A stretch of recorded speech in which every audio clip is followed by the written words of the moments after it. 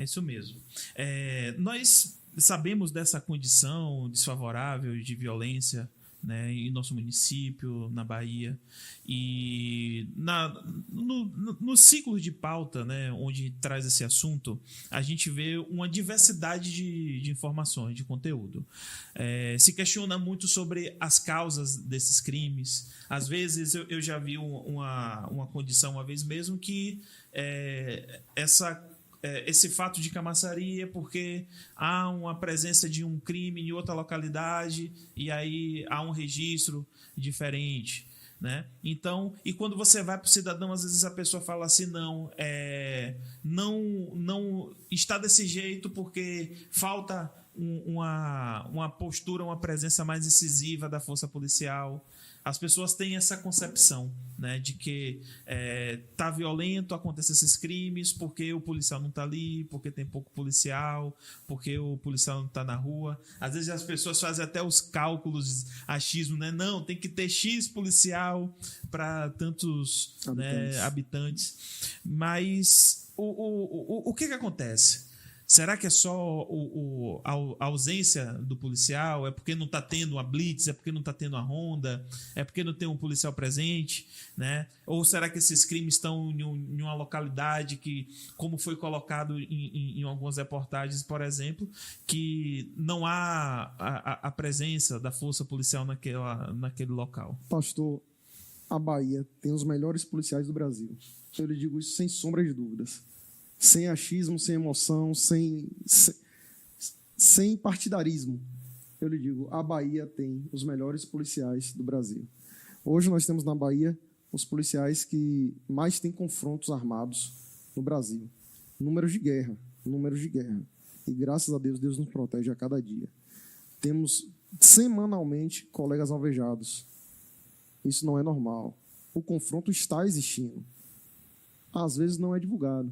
Eu não posso trazer aqui questões estratégicas da Polícia Militar, porque é uma questão de segurança para a própria corporação, para nós policiais e para a sociedade em geral.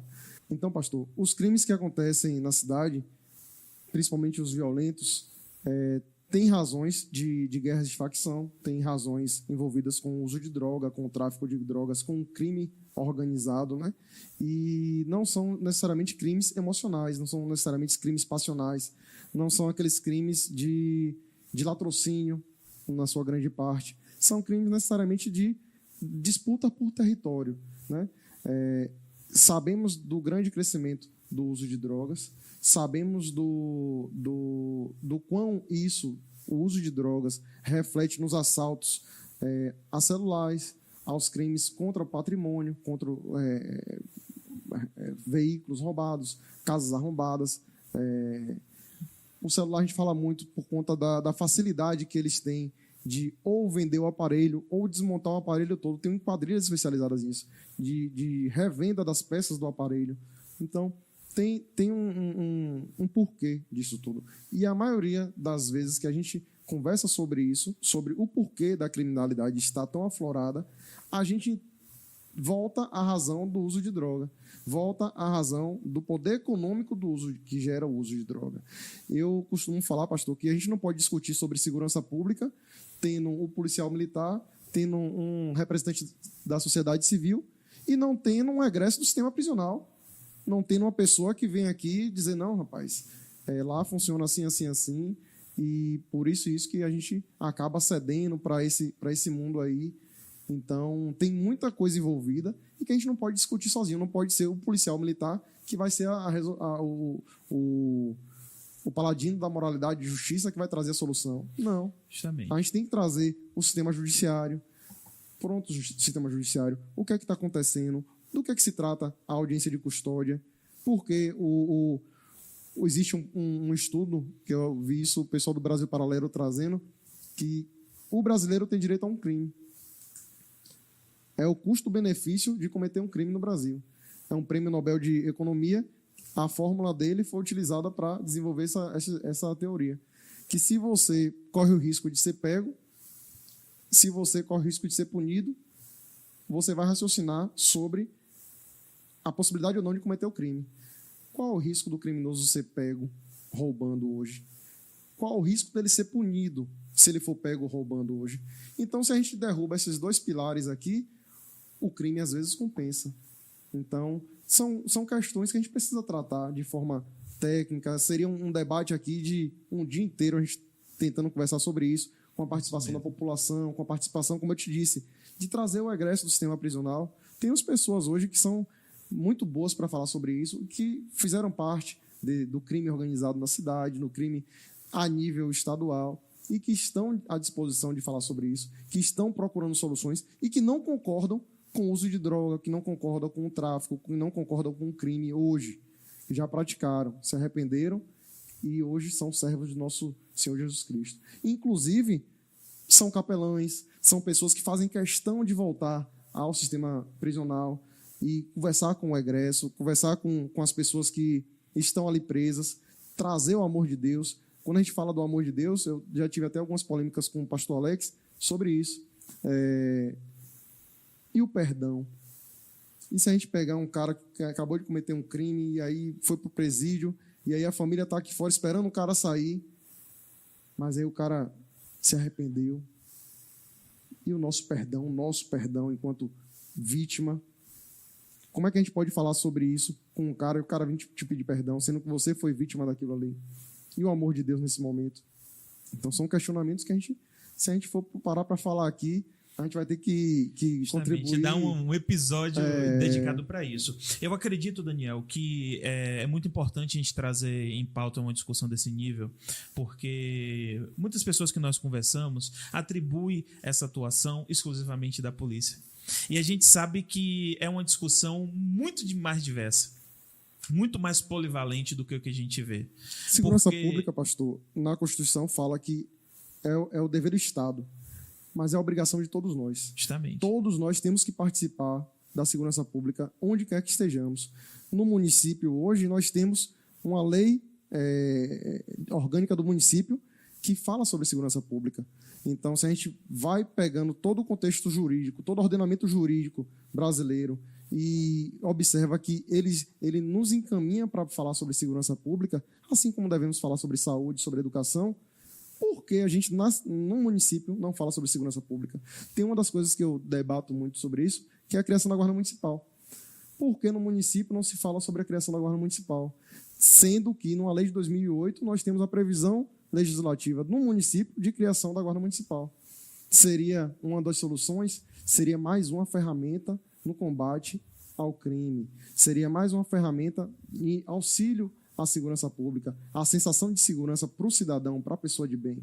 Mas precisamos de representantes que tenham esse conhecimento técnico, justamente, que tenham essa disposição, que se sintam cobrados pelos seus representantes, pelo seu segmento social, para que puxe essas pautas, para que debata sobre isso. Os conselhos municipais de segurança existem, mas o quanto nós ouvimos desses conselhos, o quanto esses conselhos estão ativos no município, tudo isso a gente tem que procurar usar um pouco mais de energia para tratar sobre o tema, porque é um tema muito forte. Justamente. É uma coisa que todos nós precisamos ter o consentimento de que, como você citou, todos têm uma participação, né? A minha omissão, a omissão do cidadão, a omissão das instituições, elas contribuem para que a situação esteja da forma que está, né? Eu, como representante do Evangelho, eu tenho minha responsabilidade. A igreja tem o seu papel no combate à violência. O exercício da igreja, a igreja está ativa, a igreja de Jesus verdadeira, a igreja missionária, a igreja que não se limita às 4 paredes, que sai, que vai às ruas, que está desde a criança, né? Eu falo principalmente da importância do trabalho de educação cristã das crianças. A gente sabe que é um papel da família, mas é importante que a igreja tenha o trabalho ali dedicado para as crianças, para que você ministre, ensine a criança, auxilie a família na orientação, né? Hoje a gente atribui a situações que acontecem na juventude como rebeldia, né? E às vezes não, é adolescente, é assim mesmo, é o momento. Mas a igreja precisa se posicionar, a igreja precisa levar o evangelho a dessas pessoas. Rigno falou das praças, né? Não tem mais a liberdade do cidadão de bem, mas às vezes você vai a algumas praças e você vê jovens. E às vezes jovens que não estão em uma conduta interessante, com práticas interessantes. Então a igreja precisa estar ali. A igreja tem que estar nas esquinas, a igreja tem que estar nas praças, né? Então existe um papel importantíssimo da igreja, né? Que por mais que o objetivo seja o evangelho, mas se você ganha uma pessoa para Jesus, né, você está garantindo uma possibilidade menor para a violência. Sim. Né? A importância da família. Né? Eu costumo dizer que se você tem uma família desestruturada, você vai ter um cidadão desestruturado. Né? A gente sabe que com essas condições, né, e com esses princípios que vem se levantado contra a família e tem exaltado essa condição, né, da quebra dos princípios cristãos. Né? Eu tive... Meus pais, eles não eram cristãos, né? Não eram cristãos evangélicos, mas eles tinham respeito pela palavra de Deus e pelos bons princípios. E me criaram desse contexto. E hoje parece que em algumas famílias a gente vê a perda desses princípios. Né? De fazer o que é o correto, de repreender a criança, de ter horário para as coisas, de supervisionar uma escovação de dente, um banho, de não deixar na rua, de ter horário para entrar em casa, de não deixar fazer o que quer, de cobrar para estudar. Então a gente vê que às vezes as famílias estão perdendo essas características. Né? Nós estamos mudando como sociedade. Né? A gente via, por exemplo, eu me recordo agora de uma situação de uma pessoa que falou recentemente que assim, poxa, eu fui no interior, mas o interior não tem mais cara de interior. A gente não vê mais o sotaque, a gente não vê mais as características, a gente não vê mais os costumes. Né? Ela falou que, por exemplo, ela chegou na casa de uma pessoa no interior e viu uma margarina.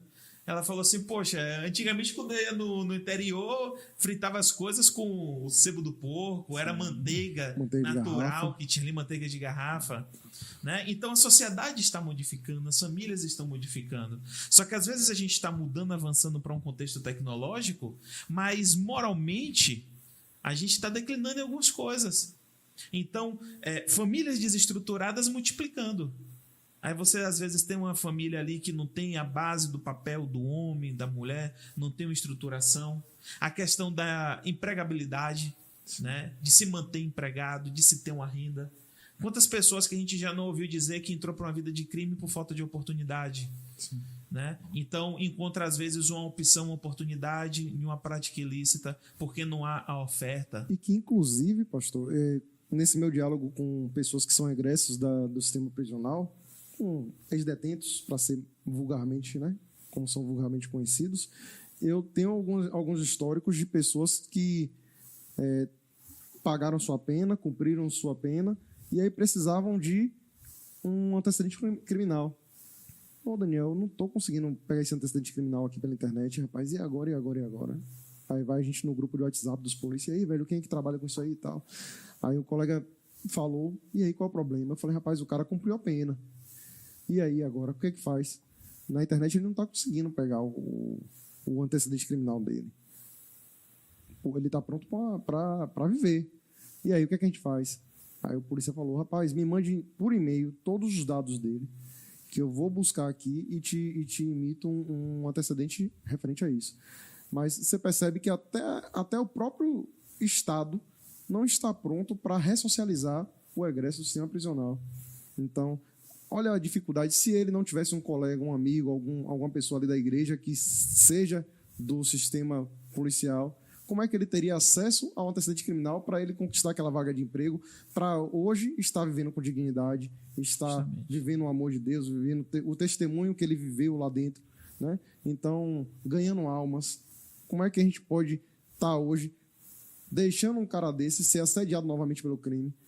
Porque, por vezes, ele fala, Daniel, tem uma cesta básica aí? Eu falo, o que é para você? Não, velho, um cara quer sair do crime aqui, mas os caras do crime não querem deixar. Então, são situações que acontecem que a gente precisa estar participando. E precisa estar participando sem romantizar, pô. Precisa estar participando sabendo que é uma realidade hoje. É uma realidade você conhecer alguém que use droga. É uma realidade. É uma realidade hoje você ir numa UPA, ir no hospital geral e ver pessoas chegando dando overdose. Final de semana no hospital geral e na UPA, são diversas pessoas que chegam por conta de overdose, pô. E isso sobrecarrega o sistema público de saúde. E isso tem um caos que vai ser instaurado, que aí o CRAS fica superlotado, pessoas são esquizofrênicas. Quando a gente chega nas escolas infantis, a gente vê crianças que não estão tão saudáveis psicologicamente, a gente pergunta aos professores, poxa, foi o quê? É alguma coisa de esquizofrenia e tal? Poxa, Daniel, parece que é, porque o que o pessoal diz é que a mãe usava muita droga enquanto ela estava grávida, antes de descobrir que ela estava grávida. Então, imagine, para um feto, o quanto isso vai refletir na vida da sociedade. Meu amigo. E ainda tem o pensamento de pessoas que querem liberar, né, o uso de drogas, porque eu acho total absurdo, realmente destrói famílias. Só não tem noção do que um baseado é capaz de fazer na vida de uma família. Porque começa das pequenas coisas, através de uma pequena droga, de uma quantidade de droga pequena, que entra na vida de uma família. Tem pessoas que conseguem parar ou administrar bem o seu uso, mas tem pessoas que acabam com a família, destrói mesmo. A mãe fica orando sem parar, pedindo a Deus, clamando a Deus, não sabe aonde buscar ajuda, né?